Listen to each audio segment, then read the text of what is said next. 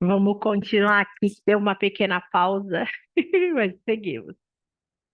Apanhar o tempo todo faz você começar a se sentir errado. Não que você fez algo errado, mas sim que é errado. Faz você ficar com muita raiva do seu agressor.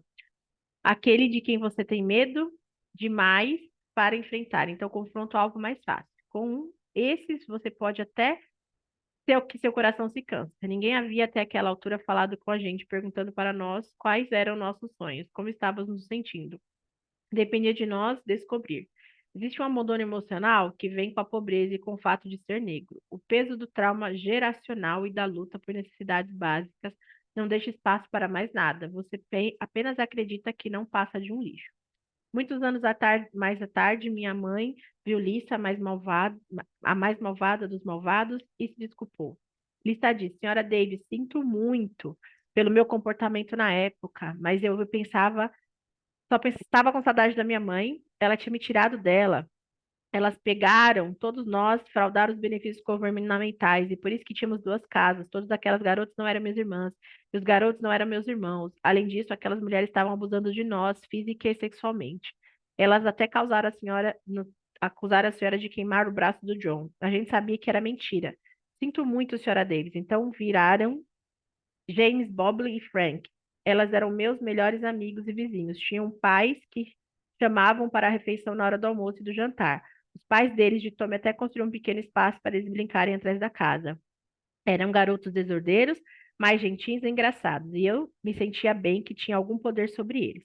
Eles me ouviram, eu tinha 9 ou 10 anos na época, mas era a vidente sábia que levava informações dos meus irmãos e irmãs mais velhos. Tommy era um homem de pavio curto. A mãe dos meninos tinha paralisia cerebral. O pai abusava dela constantemente. A princípio eu não sabia, porque estava ocupada demais, admirando o fato deles terem comida e hora para jantar, além de um apartamento bom. Isso eu já estava ocupada demais tentando amenizar os desvios de caráter das pessoas em geral. Havia apenas um entendimento básico de que eles e outras pessoas eram melhores do que eu. Eles eram vítimas de condições miseráveis e precisavam de amor e cura. Eu, por outro lado, havia nascido má. Todo mundo sabia que Tommy abusava da esposa. A pior parte é que minhas irmãs e eu havíamos saído do apartamento por volta das 9 da noite para ficar com a vizinha do lado. Víamos porque sempre demorávamos mais alguns minutos para voltar para casa. Começamos a xeretar como Sherlock Holmes. Todos queríamos ser detetives e voia lá. Descobrimos os segredos mais bem guardados de todos. Tommy e Rhonda se sentavam na escadaria que levava para o apartamento dela. Davam as mãos e se beijavam. Nós os observávamos escondidos e então, numa hora oportuna, pulávamos e gritávamos: traidor! Isso irritava muito. Tommy nos perseguia. Nós também tínhamos o melhor animal de estimação do mundo. Naquela época, o nosso cachorro Collie. Ele era um Collie. Meu pai pegou no hipódromo. Era um cachorro treinado, muito inteligente e nos amava muito. Era tão leal que minha mãe o levou à prefeitura com ela um dia. Ela terminou o que tinha que fazer, mas saiu pela porta dos fundos em vez da porta da frente, por onde entrara. Ficou chamando Collie e se perguntou onde ele estava. Collie desapareceu, ela ficou em pânico, então procuramos pela cidade toda. Nós o encontramos horas depois na porta da frente da prefeitura, por onde minha mãe entrara. Ele estava unido, uivando, ainda esperando por ela. Um dia tive a incrível ideia de irmos ver o fantasma de uma garota que morrera em Coswell Tower.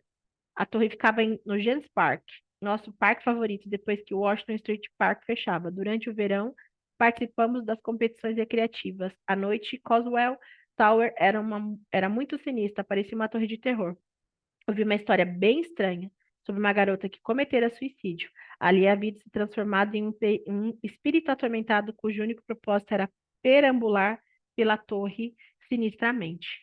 Contei a história a Balboy, James e Frank, como sempre tinha atenção deles, que se mostravam tão fascinadas quanto eu naquela noite. Falei que os ajudaria a sair escondidos do apartamento e iríamos ao parque. Bem, assim que anoiteceu, perto de 8h30 da noite, mais ou menos, fui até o apartamento no primeiro andar e bati na janela do quarto deles. Devagar, ajudei todos a sair, estávamos animados para mais assustados e abatidos.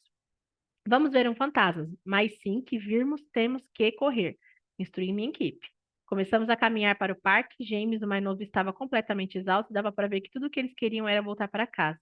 Aquilo era demais para a gente. Bob James Frank gritou uma voz ribombante atrás de nós. Era o pai deles. Ele vinha correndo com um cinto na mão e logo estava batendo nos meninos. O que que vocês pensam que estão fazendo? Voltem para casa. O que você está fazendo com os meus filhos? Um grito dele foi para mim. Eles quiseram vir, falei. Você não pode mais brincar com eles. Arrume outros amigos. Eles foram embora e os garotos gemendo e chorando, e eu me senti muito culpada e com um pouco de inveja pelo pai deles ter vindo correndo, segurando um cinto para encontrá-los. Ninguém veio correndo me procurar. No dia seguinte, Tommy lívido foi até meu pai e contou a ele o que tinha acontecido e ele ficou com raiva. Ela é uma má influência para os meus filhos. Não quero ela perto deles. Meu pai ficou dizendo que era um engano, mas Tommy começou a direcionar a raiva ao meu pai por não me controlar. Toma esta Tommy estava a centímetros dele. Percebi que aqueles homens tinham problemas similares para lidar com a raiva. Por fim, meu pai agarrou o pescoço dele e nunca mais vinha me dizer sobre que meus filhos são má influência. Sei o que você faz com a sua esposa e seus filhos são tão ruins quanto você. Meu pai estava enforcando ele. Então o empurrou e mandou que ele nunca mais aparecesse em nossa casa. Tommy se afastou, aterrorizado e humilhado. No dia seguinte, Colin ficou muito doente. Ele parou de comer e beber água. Tinha espuma em volta da boca e pus nos olhos. Nossos amigos, os Vainers, moravam mais adiante em nossa rua. O pai deles era o que chamava de homem de carrocinha. Trabalhava em um abrigo de animais. Ele foi à nossa casa e constatou que Colin ingerira veneno de rato. Não havia nada que pudéssemos fazer além de sacrificá-lo. Ele estava com muita dor e fora de si. Da última vez que os vimos, todos nos despedimos. Colin estava na cozinha, babando, balançando o rabo. Ele nos amava muito. Abracei minha mãe descontroladamente e estávamos arrasados. A perda de um animal de estimação é difícil, mas é especialmente duro quando eles servem ao propósito maior de preencher uma lacuna de lealdade e amor. Tommy havia envenenado o cachorro, ou pelo menos era disso que meu pai suspeitava. Ele disse que havia visto Tommy no quintal. Central Falls era meu lugar, meu lar, mas também um campo minado. Era uma cidadezinha onde estávamos sempre tentando desviar de pequenas e grandes explosões, e podiam nos bater enquanto fazíamos o possível para ocultar o espaço e ser alguém em uma zona de guerra emocional, tornada ainda pior por causa da zona da guerra domiciliar. Eu não sabia o que eram limites. Estava sempre fazendo coisas ruins para ser notada, exercendo qualquer expressão de poder e autoridade que tivesse para me sentir viva. Queria arrancar qualquer alegria e risos que conseguisse das pessoas. Mas o pior era que o meu íntimo havia um demônio, enquanto outra parte de mim lutava contra o meu eu vivo. O demônio sussurrava: Por que você não é boa? Mas a outra parte, a lutadora e sobrevivente, gritava de volta, um sonoro basta. Gente, esse vai em duas partes, tá? Que eu tive um pequenininho contratempo. Mas, como eu disse, seguiremos aqui. Espero que não fique tanto tempo sem trazer o próximo capítulo. E é isso. Vamos juntos! Até o próximo capítulo.